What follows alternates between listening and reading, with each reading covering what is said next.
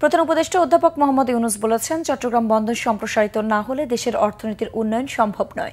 বলেন, চট্টগ্রাম বন্দর দেশের অর্থনীতির হৃৎপিণ্ড, একে সত্যিকারের বন্দরে পরিণত করার কাজ চলছে। চট্টগ্রাম বন্দর পরিদর্শনে গিয়ে প্রধান উপদেষ্টা এসব কথা বলেন। বন্দর পরিদর্শন শেষে চট্টগ্রামের কালুরঘাট বহুল প্রত্যাশিত কর্ণফুলীর নদীর উপর রেলসহ সড়ক সেতু নির্মাণের আনুষ্ঠানিক উদ্বোধন ঘোষণা করেন প্রধান উপদেষ্টা অধ্যাপক মোহাম্মদ ইউনুস। এর আগে সকালে শাহ আমানত আন্তর্জাতিক বিমানবন্দরে পৌঁছান প্রধান উপদেষ্টা। অন্তর্বর্তী সরকারের দায়িত্ব নেওয়ার পর প্রথমবারের মতো জন্মস্থান চট্টগ্রাম গেলেন ডক্টর ইউনুস। একসময় নিজের কর্মস্থল চট্টগ্রাম বিশ্ববিদ্যালয়ের সমাবর্তন অনুষ্ঠানে দুপুরে যোগ দেবেন। সম্মানসূচক ডক্টর অব লিটারেচার ডিগ্রি দেওয়া হবে তাকে। বিকেলে পৈতৃক বাড়ি হাটহাজারী উপজেলার শিকারপুর ইউনিয়নের বাথুয়া গ্রামেও যাবেন প্রধান উপদেষ্টা।